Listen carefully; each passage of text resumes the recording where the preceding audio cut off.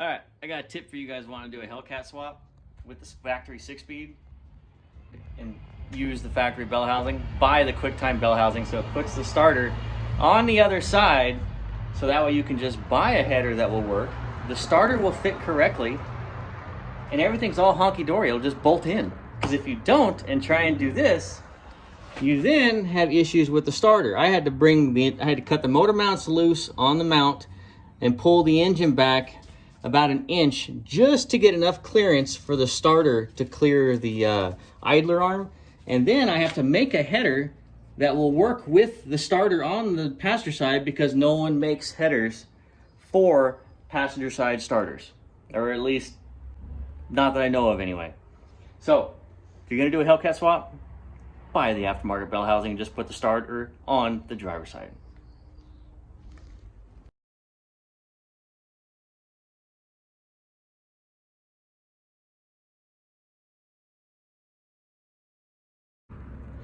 All right, Skynyrd finally has a header that'll work with the passenger side starter.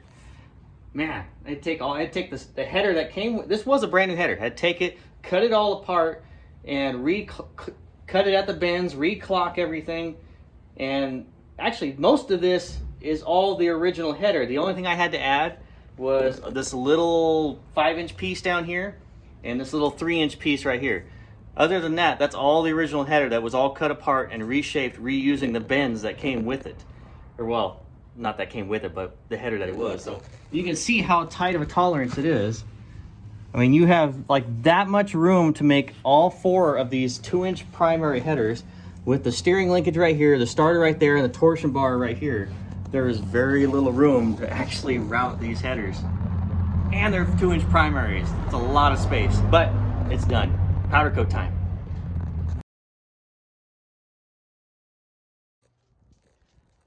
Hey, what's up everybody? All right, so the last video I showed you guys, I was having to pull the engine out of Skynyrd. This is a Hellcat swap 68 Charger. We did all kinds of body bracing to this thing. Actually, that's one thing I probably didn't show you last time, is I made this box-in plate here on the upper core support, and that just stiffened this thing up. You could pick the engine up by this sucker now, or pick the body up by that sucker now. I don't, but I'm just saying it's really stiff. All right, so Hellcat's on the ground, and I'll show some tidbit pictures of what I had to do. Yes, I see every time camera comes out, Sammy comes. It's like she knows. Actually, because she thinks that when I'm holding something, there's a laser attached to it. But all right, Sam, you're in my shot. Back up. Beep, beep, beep, beep. All right, sit there. Stay. Lay down. No, lay. All right. So, header. I had to make this header. I can make it to where this header will work with a starter on the passenger side. And I had to make it to where it'll work with a torsion support. So that little ding right there, I did that on purpose. Took a little socket and just hit it with a hammer. That way I just got a little bit of clearance for the torsion support that runs along here. But yes, so I finished this header and then had it ceramic coated. Look at all the little pretty little welds. Isn't that all pretty? Way better than the factory big old booger MIG welds that this thing used to have. Now it's all pretty looking. And then, yep, stuff down in there is a starter. And not a whole lot of room. So I did that wrap around the starter for heat. And then I went ahead and made my battery cables that go to the starter and also ties into the alternator from here, crosses over, goes down into there. That way, all I got to do is wire up the starter to the firewall, and that's already done. That way we don't have to get in there and try and do all that crap from before. And I don't know if I said this before, but I had to pull the engine back an inch. Yes, an inch. Because the steering linkage was hitting the starter. And so I had to cut the motor mounts off, slide the engine back an inch, weld it all back up, and every single tube on this side had to be modified. Now, the other side, I had to modify only one tube, this tube here, because it hit the steering box, hit the AC compressor, hit the engine, and it hit the motor mount. So cut the thing off, made a new tube for it. It fits correctly, not hitting nothing, got plenty of clearance now, like it should have been. And plus, I TIG welded it back up so it's all pretty looking. All right. And what else did I do this thing? Oh, and bad news for Leonard is since I had to pull the engine back an inch and we were already really tight tolerances up against the firewall, we had to put one of those billet crossovers by Schwartz. So now we gained an inch and a half of clearance, and plus this has a bonus deal where I can choose which side I want the inlet and outlet to come out of, and I want them to be out of the driver's side, and the stock Hellcat has them coming out of the passenger side because that's where my reservoir and that's where all my lines are running for the heat exchanger. So it's better it's just on the driver's side. That way I don't have to do the whole crossover. So that's a good thing. I got my oil cooler. That's the thing. These Hellcats need lots and lots of coolers. Hold on, let me twist this. So this is going to go right here, like so. So we have a heat exchanger. We have an oil cooler. We have the condenser. We will have a radiator, and I have a tranny cooler under the car. So Hellcat has a lot of coolers. I could have put a power steering cooler on it, but it's fine. Don't need it. So tonight I'm going to be lifting this sucker up. Oh, no, I'm sorry, I lied. We're going to be lifting that sucker up with the cherry picker, and then we're going to roll the engine and transmission underneath it, and then we're just going to release the lever and go drop on it, hook the 4 bolts up. And because this sucks already, I had made this transmission crossover, and I think I told you about it in the last video. Well, because I had to pull the engine back an inch, guess what I have to remake? That's going to get redone. But I need to get it in the car, because where I'm standing right now and jumping is going to be another Hellcat Charger, a 69. So we'll have a 68 Hellcat, 69 Hellcat, and then patina way off in the distance. So, but I'm going to be starting to work on patina soon. Actually, I did. Oh, I got the cylinder heads back for the General. I showed you the General last time. Told you we're putting all new suspension on it because I tend to kind of beat the crap out of cars. So I have my new cylinder heads here. These are the L-Rock E-Streets. These are going on the 426 wedge. Got these suckers all ceramic coated. Reassembled them. They're ported. Now, here's a lesson for you guys. I always try and preach buy once, cry once. Ooh, look at that tone rim. I just love this. All right, so buy once, cry once, right? Buy the good thing, the correct thing, the best thing the first time, so that way you don't have to spend money to try and buy other parts to equivalent, and then you end up spending more money in the long run. Well, I thought I would save money by buying these L-Rock E-Streets. These were $1,150 shipped to my door. I'm like, $2,000 for a set of trick flows? Well, hell, I'll just buy these, pour them out, and save myself some money, because the 426 going in the General isn't going to make buku power. So, hey, Sam. Hi, Sam. Anyways, so it's not going to make buku power. And, well, then I got the heads, pulled the valves out, looked at the porting on them. I looked at the factory casting, and I was like, ew, this is ugly. So then I spent like an entire day porting them out just to get them to even try and flow as good as the trick flows. So I did that, and they don't have as good of valves as the trick flows.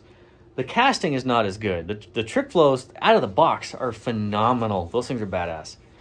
All right, so I have all that time spent in porting the heads. And then the springs that come with the E-Streets, they're only good to like 510 lift. So who the hell wants to run 510 lift when you want to make some power? Stupid.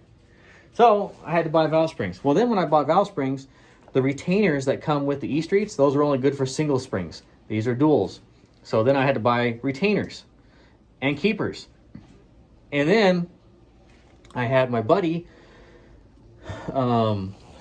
Gary in Wyoming with Pentastar Performance. I had him, I just like looking at patina. That car looks so cool when it's wet. I'm just looking at it through the screen. Anyways, where was I at? Oh yeah, Pentastar.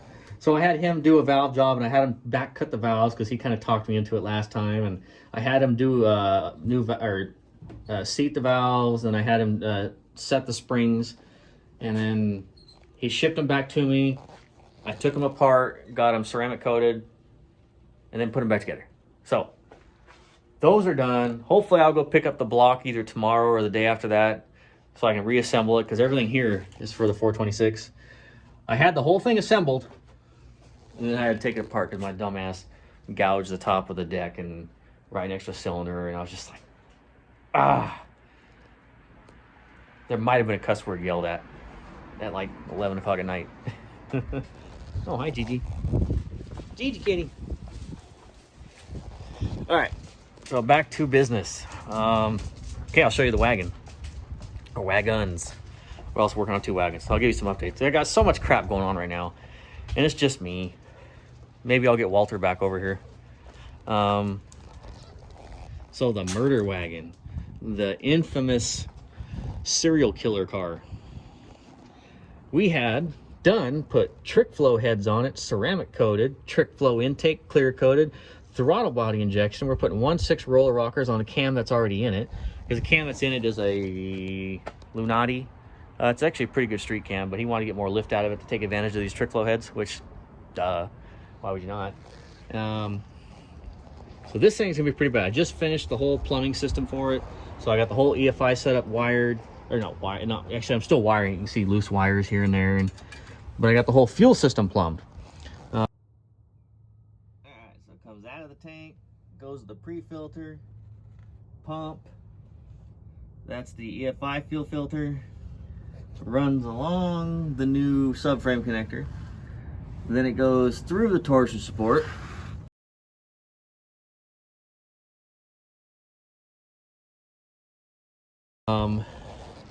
I had to take a stock, I had to order another sending unit, and then I put a bulkhead fitting in it, and I used the original 3/8 outlet to run the supply to the fuel pump, and then the bulkhead ran the return line, and then I made another soft line in the push lock all the way to the front. And then I went ahead and welded my subframe connectors in there, the ones I like to do, not the US car tools. Not that the US car tools are bad, but mine is better. I don't know if you can see anything, but oh yeah, there we go. So here's the new one. See, there's the torsion support. I notch the torsion support, run it through the torsion support, and connect it right to the front of the frame rail that starts to kick up. And then it goes all the way back to the back. So that the rear frame rail, front frame rail, and torsion support all welded together, boxed in, mucho strongers. Get back up. Oh, see, here's the other Hellcat engine. That's going in the yellow one. That's gonna be put there tomorrow, hopefully. All right. And then the Monaco wagon, I went and made a pretty spiffy looking turbo manifold for it. So this is a log manifold. I'll show you here. Ooh, look how pretty that thing looks. So this is what's going to go on the 72 Monaco wagon. This is going to be the driver's side turbo header. And this doesn't go like this and the turbo on top of it. No, this goes like this. Wait, yeah, it goes like that. That goes down, goes under the engine, back up the other side. It'll connect into the back of the other side log manifold, and that'll go up to the turbo. So we can make nice turbo noises. Go and so way more fun. So I finished this one. It's all pretty TIG welded and spiffy looking. Ooh, look at that. Wait, hold on. Here we go. Look how pretty that is.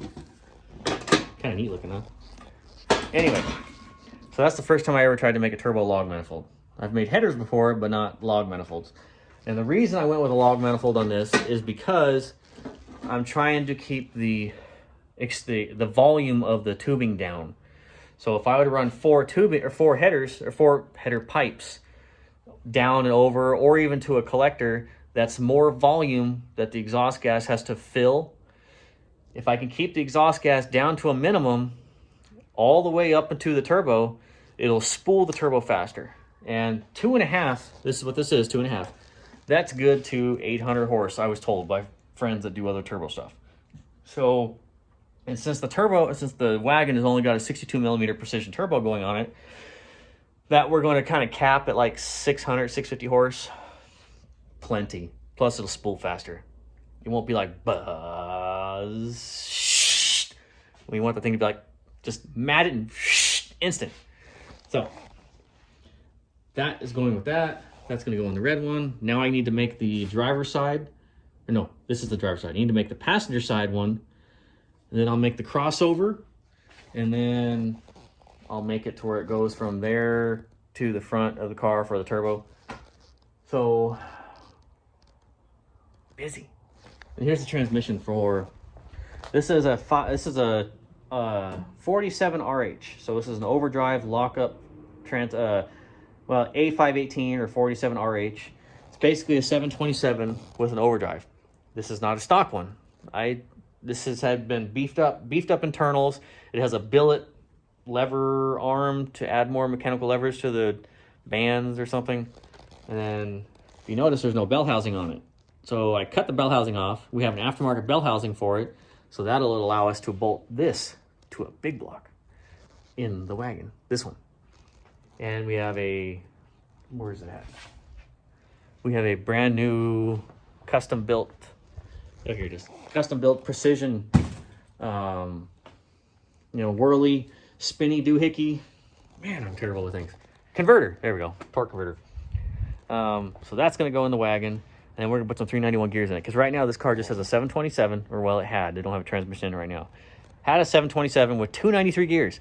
This thing had stock 440 source heads on it, aluminum 440 source head stock. It had better valve springs on it, but they were stock. They weren't ported. With the Lunati cam, dual plane intake, a 950 dyno carburetor that wasn't tuned correctly, 293 gears, a 2500 stall, and this big old land yacht here ran a 12.7. So with the overdrive transmission, which will allow us to put some 391s in this sucker, 391s we should drop a second off this time from the 293s. And then since it being overdrive, it'll cruise even better because 391 times 0.69, which is the overdrive ratio on the 518, is, I don't know, but good. So, and we got to cut a hole in this minty rust-free hood so we can put a scoop on it. But we're going to patina the scoop so it looks like it belongs there. All right, so it is food time. I'm going to go eat. Then I need to plop that sucker into that sucker. Because it's supposed to rain all day tomorrow and the day after that. And ugh, I hate rain. Speaking of that, let me move this farther in here. Oh, it's already raining. I can hear it. Damn it. All right, well, I'm gonna go eat. I'll see you guys in a little bit.